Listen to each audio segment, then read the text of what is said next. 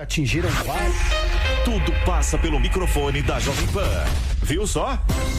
A Jovem Pan está com você o tempo todo, em som e imagem. Acesse jovempan.com.br, baixe o aplicativo da Pan e se inscreva nos nossos canais no YouTube. Futebol na Jovem Pan. Um show de informação e opinião. Aqui, a mais vibrante transmissão, com a palavra de quem faz o jogo e a emoção da bola rolando. Entre em campo na sintonia do melhor time de esportes do rádio brasileiro. Bingos nos Is. Felipe Moura Brasil. Análise contundente, mas bem-humorada do fato na hora em que ele acontece. Augusto Nunes. Lula é o comandante do maior esquema corrupto da história. José Maria Trindade. Pois é, olha, técnicos do governo ainda trabalham. Colocam os pingos nos is. Os principais assuntos do dia e a melhor análise você encontra na Jovem Pan. De segunda a sexta.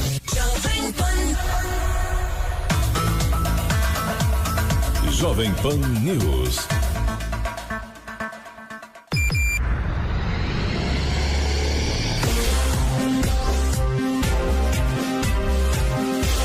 Esta é a Jovem Pan News. A rede da informação. Começa agora na Jovem Pan.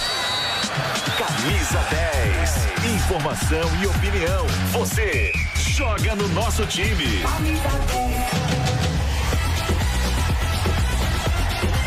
Meio-dia 1, boa tarde, ouvinte da Jovem Pan, você que nos acompanha com imagem, seja muito bem-vindo. Estamos começando o Camisa 10 desta segunda-feira, 11 de março de 2019. Falaremos muito na rodada do Campeonato Paulista, do que foi o clássico de ontem. O São Paulo que não ganhou, o Palmeiras que não ganhou, isso e muito mais para você a partir de agora no Camisa 10 que só está começando. Você é muito bem-vindo aqui para mandar sua pergunta no chat do YouTube, para mandar nossa pergunta para os nossos setoristas, para os nossos comentaristas.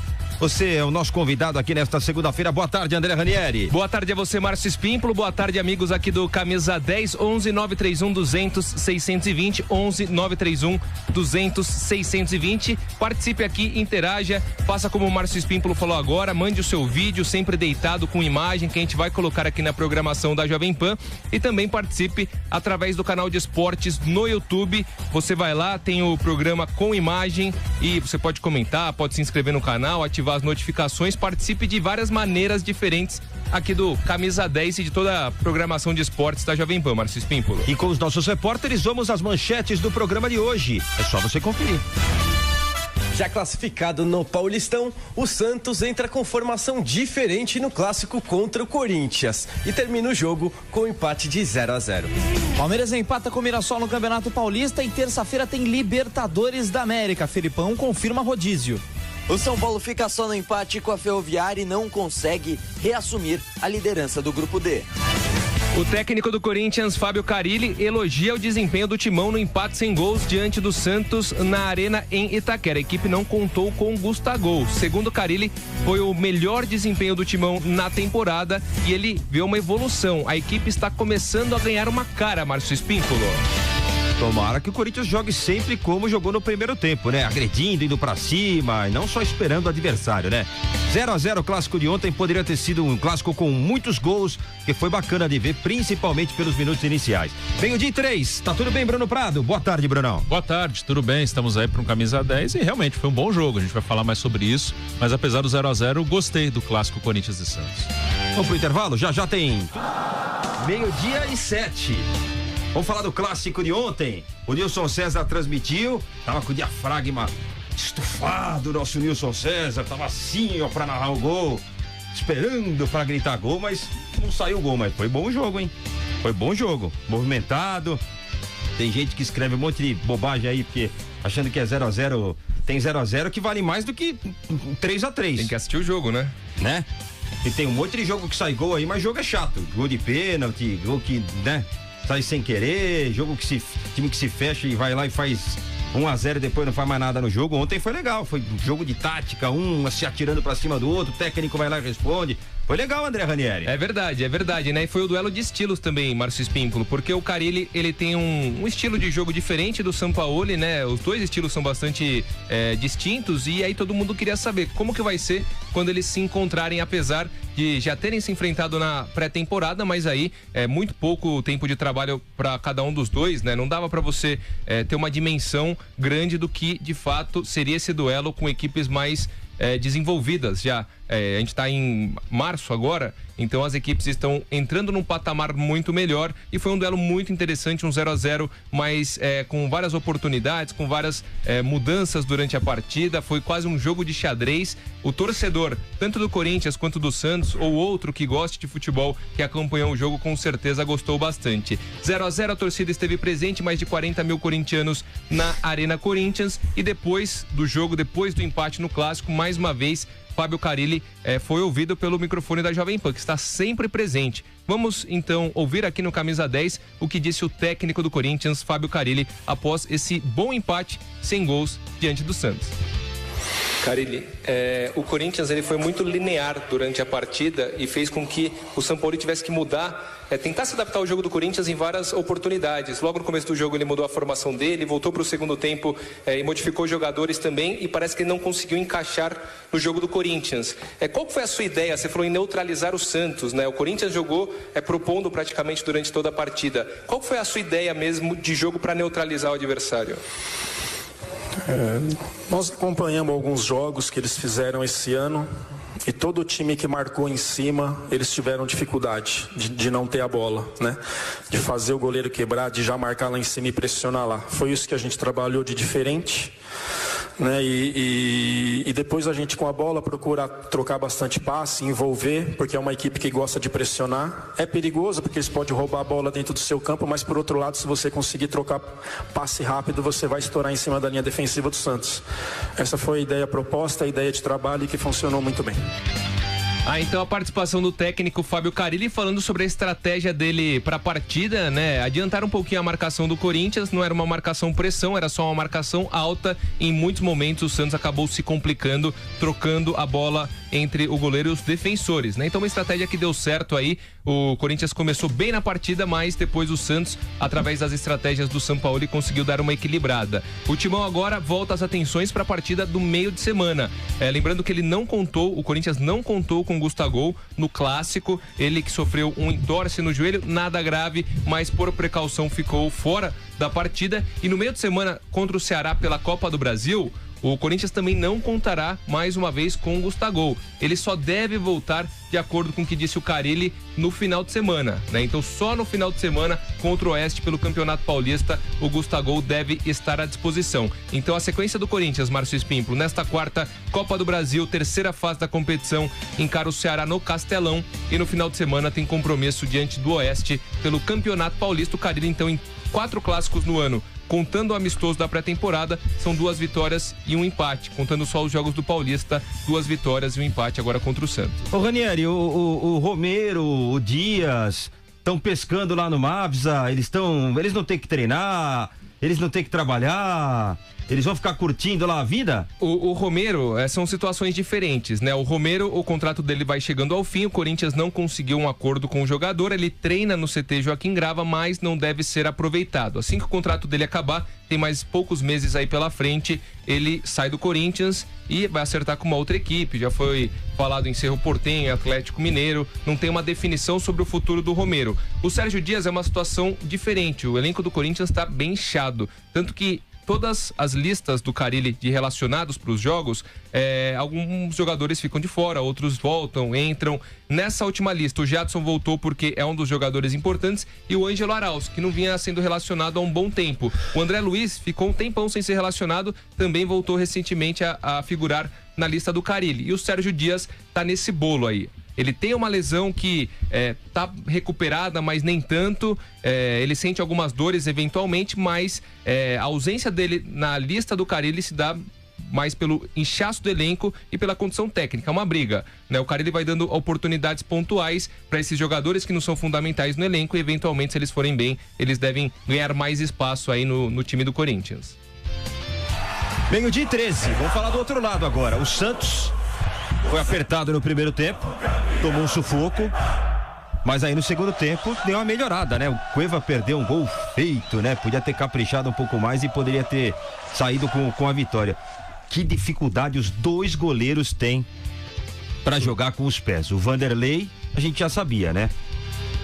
O Carille parece que administra mais essa questão, né? Melhor. Cássio pega demais, tal, não sabe jogar muito bem com os pés, ele, apesar que melhorou bem, né? O Mauri, quando tava no Corinthians, fez o Cássio melhorar bem isso, né? Voltou a piorar de novo, né? Tava relaxadão o Cássio pra jogar com os pés. Ontem deu de graça a bola pro Cueva, quase que o Cueva faz o gol, né? Mas que dificuldade os dois goleiros têm pra jogar com os pés.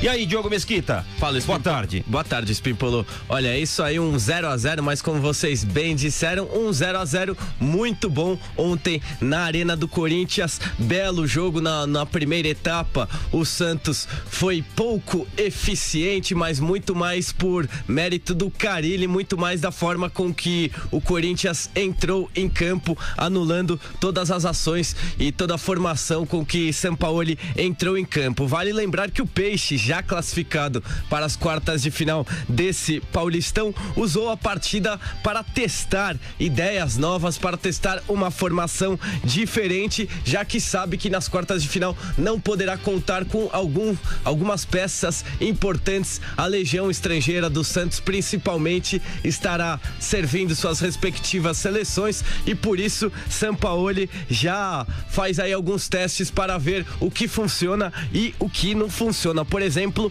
o Alisson ontem, o volante Alisson, ele fez uma linha ali atrás junto com o Aguilar e com o Gustavo Henrique, ele que acabou tomando o amarelo logo no começo do jogo, ficou pendurado e isso fez com que ele colocasse o pezinho um pouco atrás, desse aquela recuada, prejudicou bastante o Santos. Os dois laterais, Felipe Jonathan e o Vitor Ferraz, ontem jogaram mais avançados, meio fazendo uma ala, cada um pelo seu lado esquerdo, direito, esquerdo Felipe Jonathan e o Vitor Ferraz pelo lado direito, mas o Fábio Carille entrou com uma formação que conseguiu anular bem esse ímpeto santista, marcação lá em cima, pressão desde a saída de bola do Santos. E o Márcio Espimpolo ontem na coletiva falou justamente sobre isso com o Jorge Sampaoli, como o time entrou ontem com essa formação diferente, com essa pressão do Corinthians em cima da saída de bola. Vamos ouvi-lo. Sampaoli, por favor, o Carille confirmou agora na entrevista que a intenção do Corinthians era marcar a frente, marcar com muita pressão a saída de bola do Santos. Vocês foram pegos de surpresa, de certo modo, com isso? O Santos teve dificuldade, principalmente no primeiro tempo, da maneira como o Corinthians saiu jogando hoje aqui? Sí, bueno, Corinthians hizo un primer tiempo en el cual hizo una presión muy subida. Nosotros por ahí no encontramos a través de tanta gente en campo nuestro, ver la manera de poder salir y eso por ahí perjudicó un poquito la estructura o el plan de partido. Tuvimos que modificar un poco la forma porque indudablemente fue un primer tiempo que lo sufrimos porque no pudimos jugar y eso generó que el equipo no encuentre su mejor forma. Después creo que en el segundo tiempo encontramos por ahí la chance de poder entrelazar el juego desde el inicio para poder tener algunas chances que en el primer tiempo no tuvimos. Yo creo que fue mérito de Corinthians que planteó un primer tiempo exigente en nuestra salida y nosotros no tuvimos la capacidad de eliminar eso. Olha, lembrando que tem essa história, o Santos já está classificado desde a última rodada, o Santos com a melhor campanha do Paulistão, mas precisa vencer, precisa fazer mais pontos sim. Hoje o Peixe tem 23 pontos e o segundo colocado do seu grupo, o Red Bull, tem 21. Então, faltando apenas 2 rodadas, o Peixe ainda pode perder a liderança do seu grupo e jogar sem a vantagem nas quartas de final. Próxima partida do Santos será nessa próxima sexta-feira, a penúltima rodada do Paulistão, enfrenta o Novo Horizontino. Espimpolou. Obrigado pelas informações, Diogo Mesquita. E aí, Bruno Prado, que apanhado você faz do clássico? Se você tivesse que arriscar um vencedor, você tem algum lado a pender ou o empate ficou de bom tamanho, mas com um empate com gols, porque as duas equipes foram pro jogo, né? Não ficaram com aquele jogo modorrento, essa coisa toda. E aí, Brunão? Eu acho que o Corinthians talvez tenha ficado mais próximo da vitória. O primeiro tempo do Corinthians foi muito bom. No segundo tempo o Santos equilibrou e até foi um pouco melhor, mas acho que no momento de superioridade do Corinthians, essa superioridade foi mais destacada, que foi no primeiro tempo, e depois com as mudanças do Sampaoli o jogo deu uma equilibrada. A estratégia do Carille foi muito boa, de pressionar, eu acho que a melhor maneira de enfrentar, claro que não é uma regra, mas acho que a melhor maneira, pelo menos nos jogos em que equipes que têm esse estilo do Sampaoli, de ter a bola, de sair jogando de trás, eles sentem muita dificuldade mesmo quando são pressionados. Acho que o melhor cenário para eles é quando o adversário se fecha e deixa a bola com eles. A intenção de um time como o do Sampaoli é ditar o ritmo do jogo. E quando o adversário não te pressiona, ele só tenta evitar finalização, ele deixa você ditar o ritmo. Claro que às vezes ele pode não conseguir furar uma retranca e perder o jogo ou empatar. Mas o que mais dificulta esse time é quando você não permite que ele dite o ritmo do jogo. E o Corinthians conseguiu fazer isso no primeiro tempo, pressionando muito o time do Santos, acelerando o jogo e até teve as suas oportunidades no mano a mano, Cleison com o Pedrinho, com os zagueiros de lado. Depois o Sampaoli mudou o sistema, mudou o time no segundo tempo e foi um belo jogo. Estilos, né? O Sampaoli, ele não se importa em mexer no sistema no meio do jogo. Ele vai se adaptando ao jogo, se adaptando ao adversário. Contra o São Paulo, quando o São Paulo pôs 2 centroavantes, ele meteu um terceiro zagueiro. Ele faz isso. Carille não, ele mantém o mesmo sistema, mas pode mudar a maneira de jogar, pode pressionar mais na frente, pode esperar para jogar no contra-ataque. Então foi um jogo bem legal. Talvez o Corinthians tenha ficado um pouco mais próximo da vitória, mas sem dúvida merecia gols. Meio-dia 19, André Ranieri. E agora vamos ao Rio de Janeiro. Você sabe, Márcio Espímpolo, que o Carille, ele falou na coletiva que o São Paulo vem fazendo um excelente trabalho, mas que tem outro treinador fazendo um excelente trabalho também, que vale a pena ser valorizado. Eu, particularmente, gosto muito da tentativa do Fernando Diniz. Ainda depois do Audax, ainda não emplacou um grande trabalho, mas ele tenta algo diferente no Fluminense. Vem conseguindo as vitórias, vem fazendo boas partidas e gols bonitos, viu, Márcio Espímpolo? Gols bonitos aí, do Fernando Diniz, do time do Fernando Diniz. Então vamos ao Rio de Janeiro. Rodrigo Viga traz as informações do Fernando Diniz, do Fluminense e de todas as equipes lá do Rio de Janeiro. Boa tarde a você, Rodrigo Viga. Fala, turma do Camisa. Boa tarde pra você aí, Pepe Barriga de Cemitério, testa de carregar bumbum de piolho, bumbum de maçarico, botox e pimentinha, rapaziada toda. O boneco de cera pegou mormaço, hein? Tá fininho, hein, bolão? Ouvintes internautas da Jovem Pan, o técnico Tite continua lá pelo Sul, resolvendo problemas pessoais. Dona Ivone, a mãe dele, era uma espécie de amuleto, inspiração do técnico Tite. Faleceu aos 83 anos de idade e ele tem também problemas no campo profissional. Tinha perdido o Vinícius Júnior para os amistosos contra Paraná e República Tcheca e agora deve perder o Miranda, que levou um cotovelaço no nariz, suspeita de fratura pela Internazionale de Milano. Alguém deve ser chamado a qualquer momento. Militão para o técnico Tite é zagueiro, não é lateral. Com relação aos clubes do Rio de Janeiro, o Botafogo entra em campo nesta segunda-feira contra o Madureira. O Botafogo vai mal das pernas no Campeonato Estadual do Rio de Janeiro. Final de semana apresentou o Diego Souza e ele já chegou fazendo provocações ao arquirrival Flamengo, onde ele já jogou também no Fluminense e no Vasco da Gama. A família Moreira Salles está esperando inclusive aí um acordo com a diretoria do Botafogo para transformar o Botafogo numa SA, numa sociedade anônima. O Fluminense venceu neste domingo a Cabo Friense pelo placar de 2-0 no estádio do Maracanã, com mais uma boa atuação de PH Ganso. Parece que está animado, está empolgado o jogador que brotou na Vila Belmiro. Parecia que ia ser um novo gênio, mas a sua lentidão acabou o atrapalhando. No sábado nós tivemos no Maracanã mais de 30 mil pessoas assistindo o excelente clássico entre Flamengo e Vasco da Gama, 1-1. O Rodinei perdeu um incrível no penúltimo minuto de pênalti Mandrake. O Max Lopes empatou para o Vasco no último minuto. O Flamengo agora foca na Libertadores da América. Na próxima quarta-feira já tem LDU, praticamente não tem mais ingressos, quase todos 57 mil bilhetes colocados à venda foram vendidos. O Flamengo quer também ser um campeão de bilheteria na Libertadores, assim como foi no Campeonato Brasileiro, mas tem que ser campeão da competição, rapaziada. Muito obrigado, Viga, pelas informações. Meio-dia 22. Vamos viajar, André Ranieri? Agora viajar pra onde? Futebol internacional? Futebol internacional. A gente vai viajar pro estúdio mesmo. A nossa ponte aérea. Agora é a ponte aérea internacional. Ah, entendi. Então vamos falar de futebol internacional, essa viagem de mais ou menos 3 metros. Boa tarde a você, Pedro Marques. Quais são as notícias, novidades aí do futebol internacional? Tem muita coisa acontecendo, né, Pedro? Tem bomba na Europa. Muito boa tarde, André Ranieri, Márcio Espímpolo, Bruno Prado, amigos desse Camisa 10. Segundo informações do El Chiringuito, o Real Madrid nas próximas horas, tradicional programa espanhol, El Chiringuito. O Real Madrid nas próximas horas demitirá Santiago Solari e anunciará o retorno de Zinedine Zidane. O Real Madrid, que todas as segundas-feiras faz uma reunião entre os seus diretores, entre a diretoria, enfim. E nessa reunião de hoje será definida então a contratação de Zidane e a demissão de Solari. Então nas próximas horas podemos ter novidade sim na equipe do Real Madrid.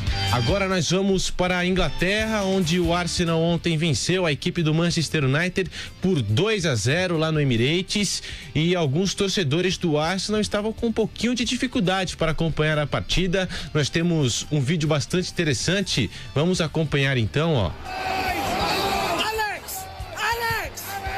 Eles estavam pedindo que os jogadores Ken Dozy e Alex Sayobi se abaixassem para que eles conseguissem acompanhar o jogo.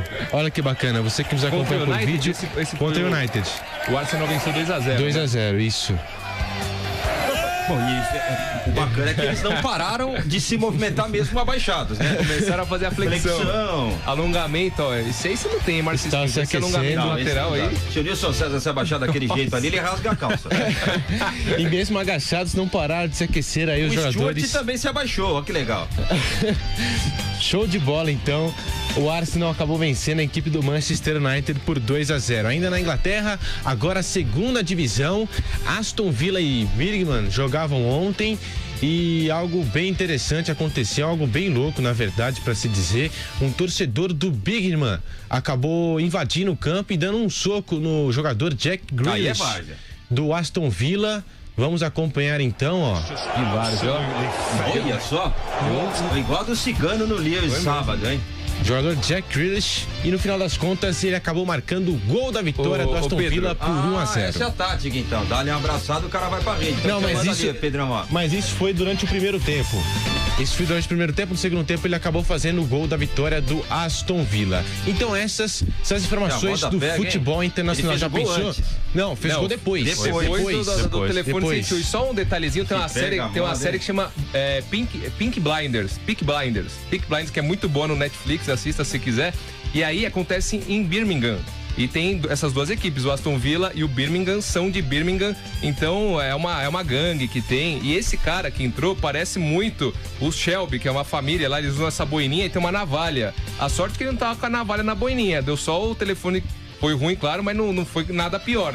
Mas fica a dica aí, lá é um lugar, Birmingham, tem uma história bem rica e de gangues, viu? Gangues de cigana, bem legal. Assiste a série aí, viu, Marcos? Fica a dica JP. Falar de mais alguma série? O episódio de ontem de Walking Dead foi bom, André? Eu tô assistindo Dirty John, que é sobre um cara 171 que se aproxima de uma mulher, também é muito bom. Namorar em casa nada, André, quando tá com tempo. Com a namorada, assisto com a namorada. Toma um vinho, se dá um beijo, um pouco de carinho, nada, só a série. Mas no sofá ali, pá, tranquilo, assistindo a série. Apropriado, André. Meio-dia 26. O Mauro Betti queria invadir o campo aí pra dar um boxe no Borja também. Não faça isso, hein, Mauro Betti. Mas numa dessa, né? O cara volta de se fazer. Não pode fazer isso. Aí não dá várzea, invadir o campo pra dar um soco no outro, né, Bruno? Sim, não dá. Isso aí é um absurdo. O cara foi preso. Esse cara que invadiu foi preso. E Zizou de volta, muito bom. Gosto dele, gosto do Real Madrid, muito lindo. Zizou, Zinedine Zidane, muito bom. E ó, David Neres, no jogo do Ajax, venceu por 4-0, marcou 2 gols, ó, foi convocado e continua jogando muita bola aí o David Neres. Mereceu a convocação, jogando demais. O que jogador aqui no Brasil precisa fazer pra ser chamado, Bruno Prado? Jogar mais que os caras de fora. Mas aqui, pela coerência, o cara... Não tem como, né? Vai ser difícil. Não dá. Vai ser difícil. Não dá. Aqui não dá. Meio-dia 27. Gabriel Dias tá aqui. Também vai participar com a gente aqui do Camisa 10. E aí, Gabriel Dias? Boa tarde, Gabriel. Fala, Espímpolo, André, Bruno, amigos do Camisa 10, final de semana do Palmeiras de empate. Sem soco no Borja, hein, pra fazer gol, hein? Mas ele tentou uns lances estranhos contra o Mirassol, de letra também, né? Ele já não consegue com um toque normal, imagina de letra. O torcedor sopa de letrinha quando eu era pequeno no prato, viu? Coisa ridícula. O torcedor do Palmeiras pegou bastante no pé do Borja aí com razão. O Palmeiras, se vencesse o jogo contra o Mirassol, estaria na próxima fase do Campeonato Paulista. É claro que a diferença de pontos para o Guarani, que é o segundo colocado no grupo B, ainda é muito grande. O Palmeiras tem 19 pontos, enfrenta o São Paulo no final de semana na sequência do Campeonato Paulista. Pacaembu, exatamente. O Morumbi tá devastado pela chuva ainda. Ainda restam 2 jogos para o Palmeiras, esse contra o São Paulo, na semana seguinte contra a Ponte Preta. Um empate simples já classifica o Palmeiras para a próxima fase. O Luan, zagueiro, está com lesão. O técnico Luiz Felipe Scolari já havia confirmado antes mesmo do jogo contra o Mirassol que o Gustavo Gomes seria o zagueiro para a partida de amanhã contra o Melgar do Peru pela Libertadores da América. O Gustavo Gomes que vai fazer o seu terceiro jogo em 7 jogos. Na partida contra o Mirassol, Filipão deu 2 declarações interessantes. A primeira, ele fala sobre o resultado em geral e se houve ansiedade por parte do time. Não teve ansiedade, teve erro. Nós não fizemos a coisa correta, não fizemos o passe certo. Quando fizemos o passe certo, a finalização foi errada. A infiltração não foi correta em determinados momentos. Tinha um homem a mais no meio campo, então nós tínhamos que pressionar bastante pelas laterais. Os cruzamentos nas laterais não saíram perfeitos, o drible no 1 para 1 não saiu. Então, uma série de detalhes que nós temos que trabalhar e corrigir. E eu espero corrigir, sim, até o jogo de terça-feira, porque a Libertadores é diferente. Na sequência, o Filipão acabou perguntado por que ele optou por colocar o Carlos Eduardo no lugar do Zé Rafael. O Filipão ficou irritado com o jornalista que fez a pergunta. Ele disse que era uma opção dele, queria ter 2 pontas de velocidade. Enfim, o Carlos Eduardo também foi muito criticado pela torcida do Palmeiras. Palmeiras que volta a campo amanhã, Libertadores da América. No final de semana tem o São Paulo pelo Campeonato Paulista, Espímpolo. Muito obrigado, Gabriel Dias. 12h29, já vamos projetar esse clássico então, André Ranieri? Vamos aí, o Giovanni Chacon, ele traz todas as informações do São Paulo, né? Sempre bem apresentado. O Giovanni Chacon, com a sua musculatura, tá fazendo musculação agora, suplementação, e traz as informações do São Paulo. Boa tarde a você, Giovanni Chacon.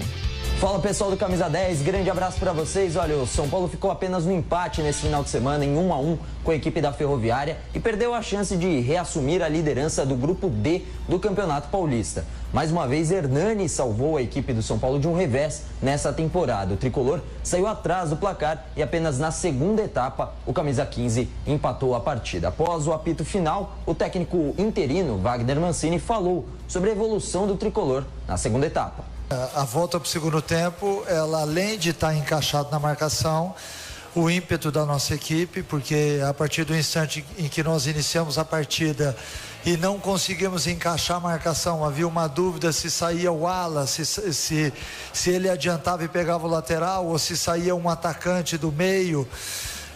E eu senti isso no começo do jogo, pedi até que alguém paralisasse a partida para que eu tivesse tempo de realmente mexer na equipe ali, e só o fiz a partir do momento em que fiz a substituição. Aí a gente já perdia por 1-0, mas na segunda etapa não, houve uma evolução muito grande, a equipe voltou com ritmo de jogo, com intensidade, que é o São Paulo que todos nós gostamos de ver jogando.